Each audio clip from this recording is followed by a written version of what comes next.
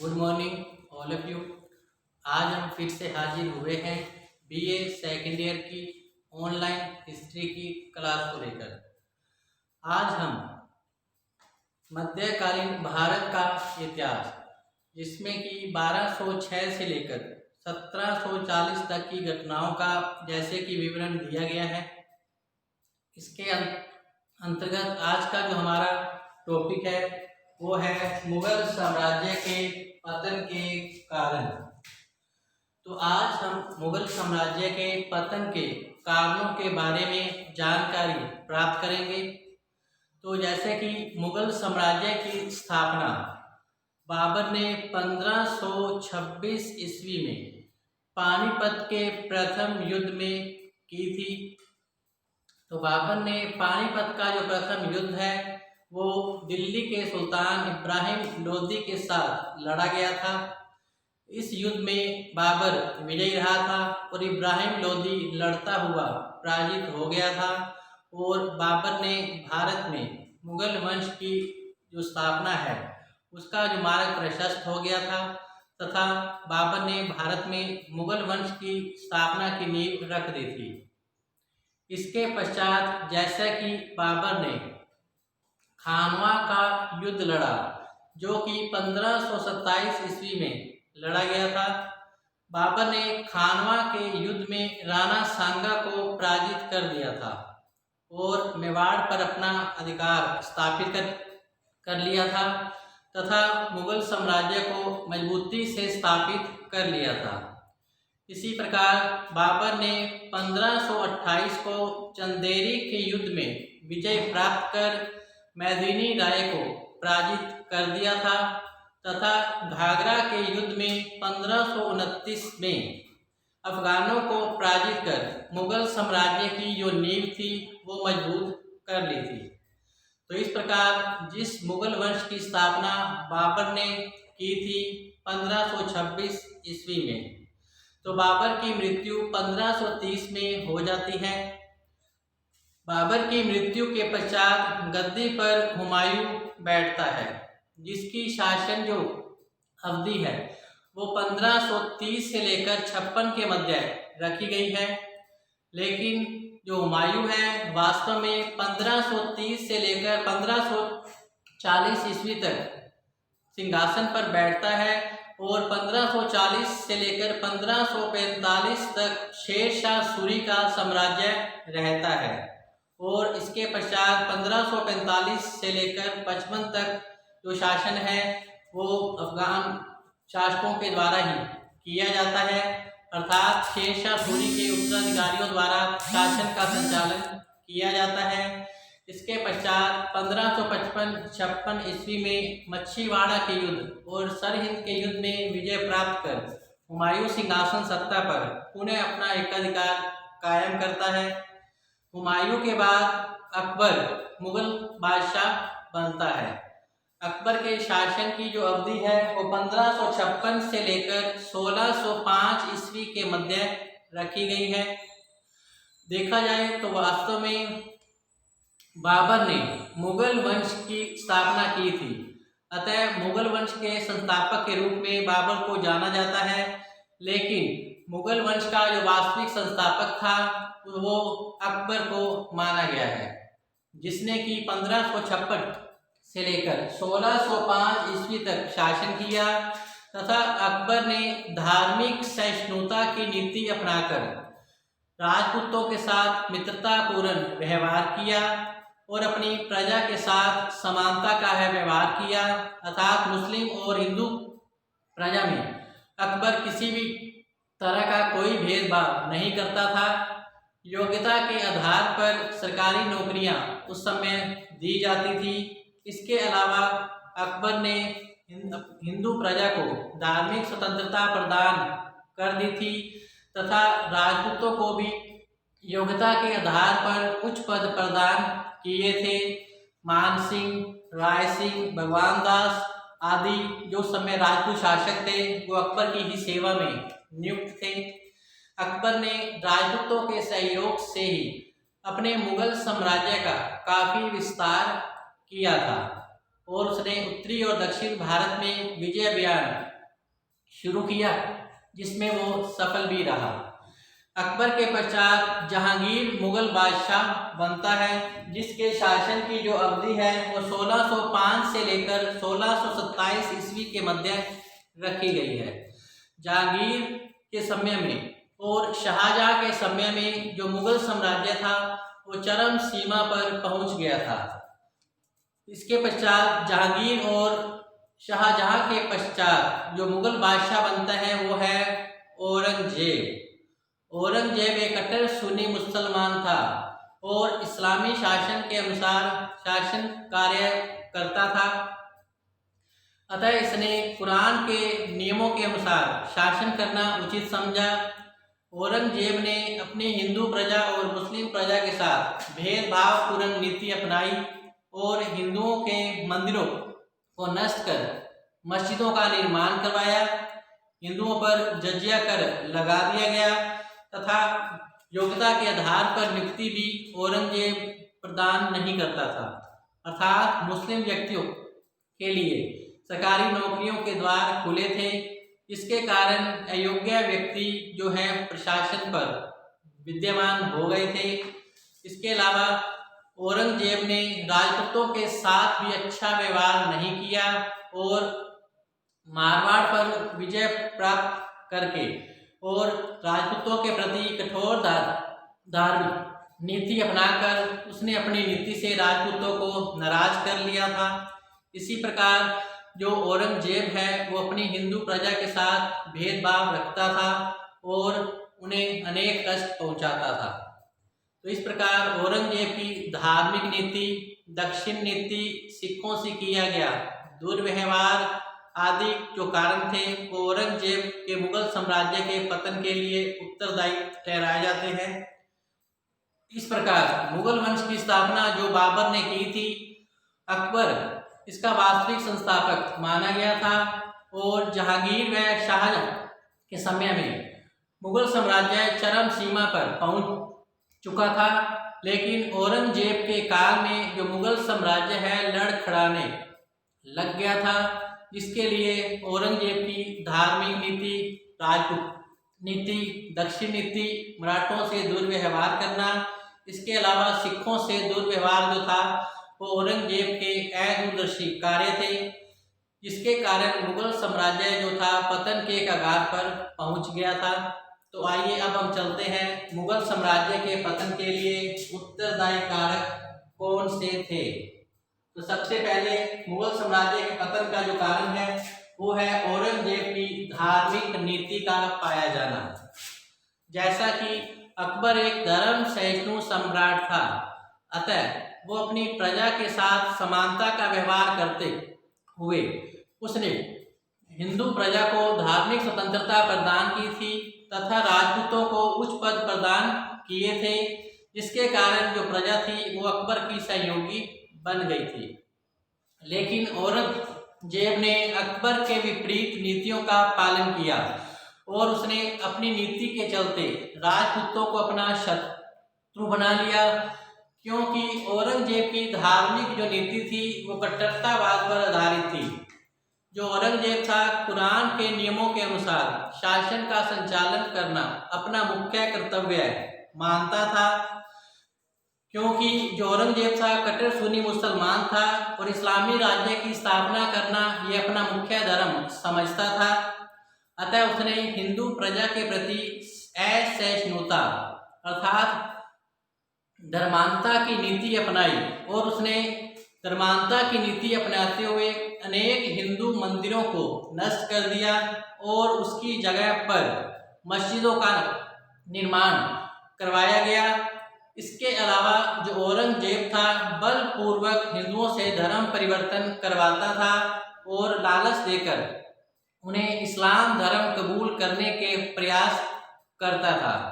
इसी प्रकार औरंगजेब की धार्मिक नीति के कारण हिंदुओं में तीव्र आक्रोश बढ़ गया था, क्योंकि औरंगजेब ने देश में कुरान द्वारा निर्देशित नियम बनाए और इन नियम का पालन करने के लिए उसने जनता पर दबाव डाला। तो औरंगजेब की धार्मिक नीति के कारण ही देश के विभिन्न भागों में विद्रोह उठ खड़े हुए, क्योंकि हिंदू मंदिरों को तोड़ा गया, ब्राह्मणों को जिंदा जलाया गया और बलपूर्वक हिंदुओं से इस्लाम धर्म ग्रहण करवाया गया था। इसके कारण हिंदू प्रजा में आक्रोश बढ़ता जा रहा था। परिणाम स्वरूप देश के विभिन्न भागों में विद्रोह उठ खड़े हुए। जो शासन व्यवस्था थी अब अस्त व्यस्त होने लग गई थी। अतः इन विद्रोहों को दबाने में औरंगजेब को काफी जन धन की हानि उठानी पड़ी थी। इसके कारण जो मुगल साम्राज्य के पतन की जो प्रक्रिया थी वो प्रारंभ हो गई थी। अतः औरंगजेब की धार्मिक जो नीति थी असहिष्णुतापूर्ण थी। इसके कारण प्रजा में आक्रोश बढ़ गया था। इसके परिणाम स्वरूप शासन व्यवस्था थी अस्त व्यस्त होने लगी थी और जो पतन की जो मार्ग था वो प्रशस्त हो गया था। वह मुगल साम्राज्य जो जहांगीर और शाहजहां के समय में चरम सीमा पर था, लेकिन औरंगजेब ने अपनी नीतियों के चलते पतन के कगार पर मुगल साम्राज्य को पहुंचा दिया था। इसी प्रकार नेक्स्ट है औरंगजेब की राजपूत नीति। तो औरंगजेब की राजपूत नीति भी मुगल साम्राज्य के पतन के लिए उत्तरदायी ठहराई जाती है, क्योंकि औरंगजेब ने अकबर की नीति के विरुद्ध राजपूतों के प्रति आचरण किया था और औरंगजेब ने अपनी नीति के चलते राजपूतों को अपना प्रबल शत्रु बना लिया था, क्योंकि उसने मारवाड़ के शासक जसवंत सिंह की मृत्यु के पश्चात मारवाड़ राज्य पर उसने आक्रमण कर दिया था और उस पर अपना एकाधिकार स्थापित कर लिया। इसके कारण मारवाड़ के लोगों में तीव्र आक्रोश बढ़ गया था। परिणाम स्वरूप जो मारवाड़ के सैनिक थे वो औरंगजेब के विरुद्ध उठ खड़े हुए। अजीत सिंह व दुर्गादास के नेतृत्व में फिर मारवाड़ के सैनिकों ने लंबे समय तक मुगल शासक का विरोध किया। इसके अलावा जजिया कर लगाए जाने से और हिंदुओं के मंदिर गिराए जाने के कारण भी जो मेवाड़ का राजा था राज सिंह, वो भी काफी नाराज चल रहा था। अतः उसने मारवाड़ के राठौड़ों को मुगलों के विरुद्ध अपनी सैनिक सहायता प्रदान की। अतः औरंगजेब को मारवाड़ और मेवाड़ दोनों ही राज्यों से संघर्ष करना पड़ा था। इस संघर्ष को दबाने में औरंगजेब को काफी जन धन की हानि भी उठानी पड़ी थी। जो प्रशासनिक व्यवस्था थी वो अब छिन्न भिन्न होने लग गई थी। इस प्रकार अपनी अविवेकपूर्ण नीति के कारण ही औरंगजेब को अपने साम्राज्य के पतन की जो प्रक्रिया थी वो उसने शुरू कर दी थी। तो इस प्रकार औरंगजेब की जो राजपूत नीति थी, जिसके कारण जो मेवाड़ और मारवाड़ के शासक थे उसके प्रबल शत्रु बन गए थे। यही कारण है कि औरंगजेब को दक्षिण के युद्धों के अवसर पर राजपूतों का सहयोग नहीं मिल पाया था। अतः औरंगजेब दक्षिण भारत की एक प्रमुख शक्ति जो मराठा थे उसका दमन भी करने में नाकामयाब हो गया था। तो यही कारण है कि औरंगजेब की जो राजपूत नीति थी वो मुगल साम्राज्य के पतन के लिए उत्तरदायी ठहराई जाती है। इसी प्रकार मुगल साम्राज्य के पतन का जो तीसरा कारण है औरंगजेब की दक्षिण नीति। तो औरंगजेब की दक्षिण नीति भी मुगल साम्राज्य के पतन के लिए उत्तरदायी ठहराई जाती है, क्योंकि औरंगजेब ने अपने शासनकाल के अंतिम 25-26 वर्ष जो उसने दक्षिण भारत में ही व्यतीत किए। औरंगजेब को दक्षिण भारत में बीजापुर, गोलकुंडा और मराठों से संघर्ष करना पड़ा था। औरंगजेब ने दक्षिण भारत के दो प्रमुख राज्य बीजापुर और गोलकुंडा पर उसने विजय प्राप्त कर ली थी। तो इस प्रकार अपने सैन्य शक्ति के बल पर उसने दक्षिण भारत का विजय अभियान शुरू किया था, लेकिन इस दक्षिण भारत के विजय अभियान में उसके अनेक योग्य सेनापति मारे गए थे। अतः इसके कारण मुगल साम्राज्य अपनी खोई हुई प्रतिष्ठा को वापस पाने में नाकामयाब रहा था। इसके अलावा दीर्घकालीन युद्धों के कारण औरंगजेब का जो राजकोष था वो अब खाली होने लग गया था। इसके कारण उत्तरी भारत में जाटों, सिखों, सतनामियों और राजपूतों के विद्रोह उठ खड़े हुए थे। इसके अलावा औरंगजेब ने बीजापुर और गोलकुंडा को जीतकर अपने साम्राज्य में शामिल कर जरूर लिया था, परंतु वह इतने विशाल साम्राज्य को अकेले अपने नियंत्रण में नहीं रख सकता था। अतः उसने मराठों से उस विनाशकारी लड़ाई को मोल ले लिया जो कि उसके जीवन में कभी भी समाप्त नहीं हो पाई।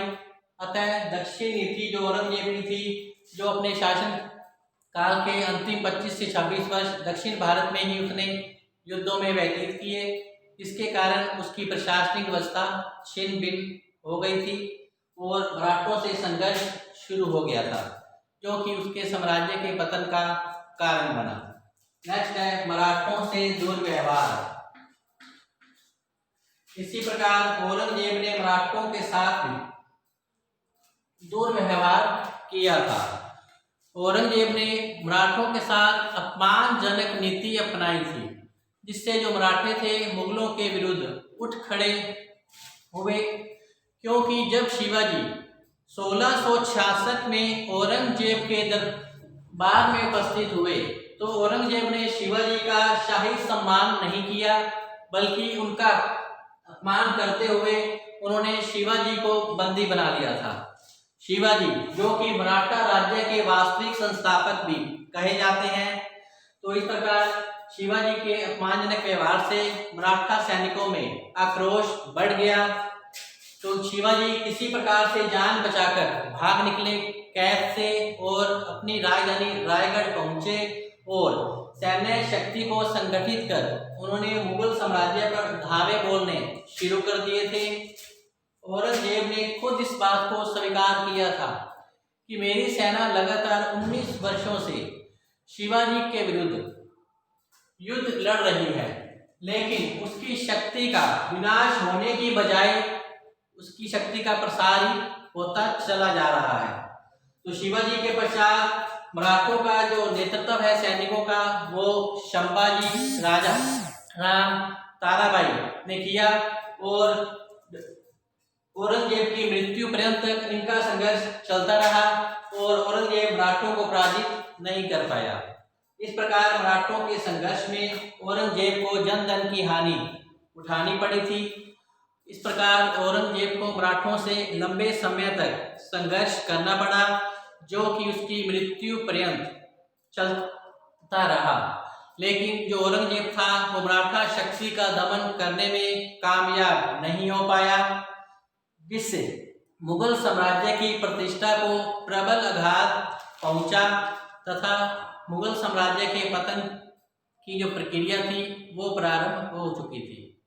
नेक्स्ट है सिखों से दुर्व्यवहार। इस प्रकार एक एक करके औरंगजेब के शत्रुओं में वृद्धि होती चली गई और औरंगजेब ने हिंदुओं को नाराज किया, अर्थात राजपूतों के साथ शत्रुता मोल ली। दक्षिण भारत की प्रमुख शक्ति मराठों से उसने शत्रुता मोल ले ली। इसी प्रकार औरंगजेब ने सिखों के साथ भी अच्छा व्यवहार नहीं किया और औरंगजेब ने अपनी धार्मिक नीति के चलते सिखों के 9वें गुरु तेग बहादुर जी की हत्या करवा दी, क्योंकि इन्होंने इस्लाम धर्म कबूल करने से इनकार कर दिया था। इससे पूर्व भी जहांगीर ने सिखों के 5वें गुरु अर्जुन देव जी की हत्या करवा दी थी, जिससे कि सिख जाति में तीव्र क्रोध फैला हुआ था। अतः औरंगजेब द्वारा सिखों से किए गए दुर्व्यवहार के कारण सिख जाति नाराज हो गई थी और उनमें आक्रोश की भावना बढ़ चुकी थी। गुरु तेग बहादुर जी की हत्या के पश्चात 10वें गुरु गोविंद सिंह जी गद्दी पर बैठे उन्होंने खालसा पंथ की स्थापना कर सिख जाति को सैन्य शक्ति के रूप में बदल दिया और औरंगजेब का डटकर मुकाबला किया। इस प्रकार सिख जाति तब तक चैन से नहीं बैठी जब तक कि वो अपने पान का बदला उन्होंने नहीं ले लिया। तो इस प्रकार सिखों की शक्ति का दमन करने में औरंगजेब ने अपनी पूरी शक्ति और ताकत लगा दी थी, लेकिन फिर भी वह सिखों का दमन नहीं कर पाया, जिसके कारण यह जो संघर्ष था औरंगजेब की मृत्यु पर्यंत चलता रहा और सिखों ने तब तक चैन की सांस नहीं ली जब तक कि उन्होंने मुगलों को पंजाब से बाहर नहीं कर दिया था। इस प्रकार सिखों से किया गया दुर्व्यवहार मुगल साम्राज्य के पतन का एक कारण माना जाता है। इसी श्रृंखला में नेक्स्ट है औरंगजेब के अयोग्य उत्तराधिकारी। तो औरंगजेब के जो उत्तराधिकारी थे वो सभी के सभी अयोग्य ही सिद्ध हुए थे, अर्थात औरंगजेब के बाद जो शासक गद्दी पर बैठे उसमें योग्यता नहीं थी कि शासन कार्य को वो ढंग से चला पाते। इन अयोग्य उत्तराधिकारियों में प्रमुख थे बहादुर शाह। इसकी शासन अवधि जो है 1707 से 1712 ईस्वी के मध्य मानी गई है। जो बहादुर शाह है उसे शाह बेखबर के नाम से भी जाना जाता है, अर्थात शासन कार्यों में उसकी कोई विशेष रुचि नहीं थी। इसी प्रकार बहादुर शाह के पश्चात गद्दी पर बैठे जो शासक थे उनका नाम था जहांगीर शाह, जिसकी जो शासन अवधि है वो 1712 से लेकर 1713 ईस्वी निर्धारित की गई है। इस शासक को लंपट मूर्ख के नाम से भी जाना जाता है, जहांगीर शाह को। इसकी शासन अवधि 1712 से 13 ईस्वी के मध्य रखी गई है। ये भी एक अयोग्य शासक था। इसके बाद फर्रुखसियर गद्दी पर बैठा, जिसकी शासन जो अवधि है 1713 से 1719 मानी गई है। इसके पश्चात 1719 में ही सैयद बंधुओं का शासन रहा, जो कि नाम मात्र का शासन था। और फर्रुखसियर के पश्चात मोहम्मद शाह, जो कि इतिहास में रंगीला के नाम से भी जाना जाता है, इसकी शासन अवधि 1719 से लेकर 1748 ईस्वी निर्धारित की गई है। तो ये जो मोहम्मद शाह था एक विलासी शासक था और अपना अधिकांश समय विलासता में ही व्यतीत करता था, अर्थात नाच गाने में और सुरा सुंदरी के सेवन में ही अपना जीवन व्यतीत करता था, प्रजाहित के कार्य नहीं करता था, जिसके कारण प्रजा में असंतोष फैल चुका था। इसी प्रकार मोहम्मद शाह के पश्चात अहमद शाह गद्दी पर बैठा। इसकी शासन अवधि 1748 से 1754 ईस्वी निर्धारित की गई है। इसके पश्चात आलमगीर द्वितीय, इसकी शासन अवधि 1754 से 1758 ईस्वी निर्धारित की गई। इसी प्रकार शाह आलम द्वितीय की शासन अवधि 1758 से 1806 ईस्वी निर्धारित की गई। इसी प्रकार अकबर द्वितीय, इसकी शासन अवधि 1806 से 1837 ईस्वी रखी गई है। इसी प्रकार अंतिम मुगल शासक बहादुर शाह द्वितीय अर्थात बहादुर शाह जफर, जिसकी शासन अवधि जो है 1837 से 1857 ईस्वी तक निर्धारित की गई है। तो इस प्रकार बहादुर शाह अंतिम मुगल शासक था, जिसे 1857 की क्रांति में अंग्रेजों ने रंगून की जेल भेज दिया था और उसे मार दिया गया था। तो इस प्रकार औरंगजेब की मृत्यु के पश्चात जितने भी शासक गद्दी पर बैठे, चाहे वो बहादुर शाह था, चाहे वो जहांगीर शाह, फर्रुखसियर, मोहम्मद शाह, अहमद शाह, आलमगीर द्वितीय, शाह आलम द्वितीय, अकबर द्वितीय, बहादुर शाह जफर, ये सभी के सभी अयोग्य और निकम्मे शासक थे। अतः इनके समय में शासन व्यवस्था शिथिल पड़ गया और मुगल साम्राज्य के पतन की जो प्रक्रिया थी वो प्रारंभ हो गई थी। इसी प्रकार नेक्स्ट है मुगल सम्राटों का चारित्रिक पतन। इस प्रकार मुगल सम्राटों का चारित्रिक प्रथम जो पतन है वो मुगल साम्राज्य के पतन का सर्वप्रथम और सबसे प्रमुख कारण माना जाता है, क्योंकि औरंगजेब के बाद जितने भी शासक गद्दी पर बैठे वो अयोग्य थे, विलासी थे, निकम्मे थे। शासकीय व्यवस्था उनसे ढंग से संभल नहीं पाई थी। इसके अलावा औरंगजेब की मृत्यु के बाद शासन की गद्दी पर बैठने वाले ये सभी के सभी शासक अयोग्य और विलासी सिद्ध हुए। इसके गैर विलासी सिद्ध हुए थे। औरंगजेब के उत्तराधिकारी जो थे वो शासन कार्यों में रुचि नहीं दिखाते थे। इसी प्रकार जो मोहम्मद शाह था उसे इतिहास में रंगीला के नाम से जाना गया था। तो इनका विलासी जो जीवन है, इसके कारण मुगल साम्राज्य जो प्रशासनिक व्यवस्था थी वो शिथिल कमजोर पड़ती चली गई और मुगल साम्राज्य के जो पतन की प्रक्रिया थी वो अब प्रारंभ होने लगी थी। जादर शाह जो था वो भी एक अलोकप्रिय शासक था। मोहम्मद शाह भी एक विलासप्रिय शासक सिद्ध हुआ जो कि रंगीला के नाम से जाना गया था। अतः इन शासकों की प्रजा के प्रति कोई भी सहानुभूति नहीं थी, क्योंकि इनके समय में प्रजा हित के कार्य कम होने लगे थे, जिसके कारण प्रजा में असंतोष बढ़ गया था। क्योंकि ये जो शासक थे वो अपना अधिकांश समय विलासिता में व्यतीत करते थे, जिसके कारण मुगल साम्राज्य के पतन की प्रक्रिया प्रारंभ हो गई थी। नेक्स्ट है आर्थिक संकट। तो औरंगजेब को अपने शासनकाल में अनेक युद्ध लड़ने पड़े थे। इन युद्धों में उसे काफी जन धन की हानि उठानी पड़ी थी। इसके कारण साम्राज्य की जो आर्थिक दशा थी वो खराब हो गई थी। इसके अलावा निरंतर होने वाले युद्ध और ग्रह कलह के कारण भी जो साम्राज्य की आय थी काफी घट गई थी। राजकोष खाली होने लगा था। खेती, व्यापार, वाणिज्य सब चौपट हो रहे थे और इसके अलावा जनता में लूटमार बढ़ गया था, जिससे जन साधारण में आक्रोश फैला। इस प्रकार है प्रजा का असहयोग। तो इस प्रकार जो औरंगजेब ने अपना अधिकांश समय अपने जीवन काल के 25 वर्ष उसने उत्तरी भारत में व्यतीत किए और अंतिम 25 वर्ष उसने दक्षिण भारत में ही व्यतीत किए। तो औरंगजेब का जो अधिकांश समय है वो युद्धों में ही व्यस्त रहा। तो इन दौरान केंद्रीय शासन व्यवस्था संभल नहीं पाई, प्रजाहित के कार्य कम होने लगे थे, देश की अर्थव्यवस्था काफी खराब होने लगी थी। इसके कारण प्रजा में असंतोष बढ़ गया था। अतः युद्धों के अवसर पर प्रजा ने भी औरंगजेब का साथ नहीं दिया, बल्कि विदेशी शासकों का दिया।